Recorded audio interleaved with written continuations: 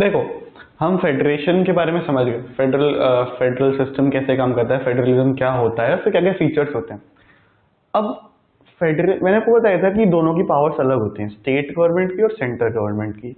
तो जो ये डिस्ट्रीब्यूशन ऑफ पावर होता है कि स्टेट के पास ज्यादा होगी या सेंटर के पास ज्यादा होगी, कौन थोड़ा ज्यादा पावरफुल होगा, ऑब्वियसली इक्वल डिस्ट्रीब्यूशन नहीं हो सकता, आइडियल सिस्टम कहीं नहीं होता। तो कौन ज्यादा पावरफुल होगा ये डिपेंड करता है उस फेडरेशन फेडरेशन मतलब है जो कंट्रीज में फेडरलिज्म फॉलो किया जा रहा है। क्लियरली फेडरेशन से मेरा मतलब वो होगा, वो कंट्रीज में फेडरलिज्म फॉलो किया जा रहा है।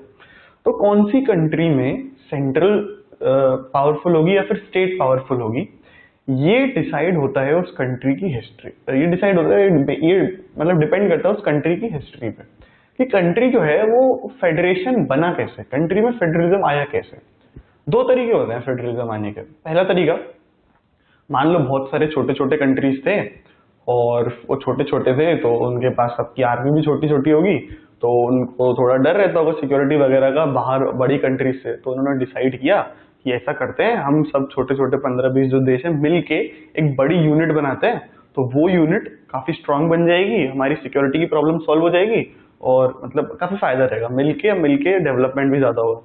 तो जो ऐसी फेडरेशंस होती हैं, ऐसे कंट्रीज होते हैं जब मिलके बना लेते हैं, तो उन फेडरेशंस को बोलते हैं कमिंग टुगेदर फेडरेशन। नाम से तो लग रहा है, they come together to form a federation, that is called. For example USA is a great example, इतना डेवलप्ड कंट्री है यूएसए, बहुत छोटे छोटे स्टेट्स मिलके बना हुआ है, वो सब मिलके आए, यूनाइटेड स्टेट्स नाम से, यूनाइटेड स्टेट्स ऑफ अमेरिका। तो उन्होंने वो जुड़ गए और फिर फेडरलिज्म आए। तो यूएसए में भी फेडरेशन है, यूएसए फेडरलिज्म है, सेंट्रल गवर्नमेंट है, स्टेट गवर्नमेंट है। तो ऐसे ही ऑस्ट्रेलिया और स्विट्जरलैंड में। तो ये एग्जांपल्स हैं कमिंग टुगेदर के, याद रखना, यूएसए, ऑस्ट्रेलिया और स्विट्जरलैंड। तो इनमें क्या होता है, छोटे छोटे स्टेट्स मिलके अपनी सिक्योरिटी बढ़ा लेते हैं और डेवलपमेंट भी वगैरह बढ़ जाता है इनका काफी। तो अब लॉजिक से देखो, स्टेट्स पहले इंडिपेंडेंट थे, बाद में उन्होंने वो मिल गए क्या मतलब क्या है, अभी वहीं अपनी जगह है, गोल थोड़ी ना गए, वहीं अपनी जगह है, बट उन्होंने क्या किया, 10 ने मिलके एक सेंट्रल गवर्नमेंट बनाई जो उन 10 के ऊपर काम करेगी।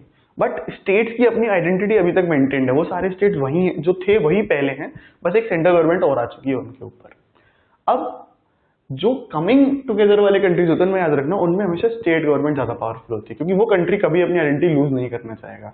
स्टेट गवर्नमेंट ज्यादा पावरफुल होती है compare to the central government जो उन 10 के ऊपर काम करती है। तो लॉजिकल है, आप किसी से मिल रहे हो तो आप अपने आप को उससे नीचे नहीं रखना चाहोगे, आपको लगेगा कि हाँ भाई मेन डिसीजन हमारे स्टेट का होगा।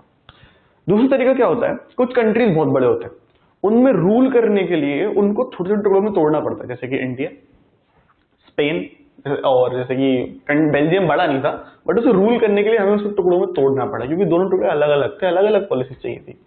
ये भी हो सकता है बड़ा ना हो, कंट्री छोटा हो, उसमें अलग अलग लोग तरह के लोग रहते हैं, तो उसमें टुकड़ों में तोड़ना पड़े। जब हम उसको टुकड़ों में तोड़ देते हैं और हर एक टुकड़े या फिर हर एक रीजन को उसकी एक अपनी गवर्नमेंट दी जाती है, उस तरह के कंट्रीज आते हैं होल्डिंग टुगेदर फेडरेशन। जैसे एग्जांपल है इंडिया, स्पेन और बेल्जियम।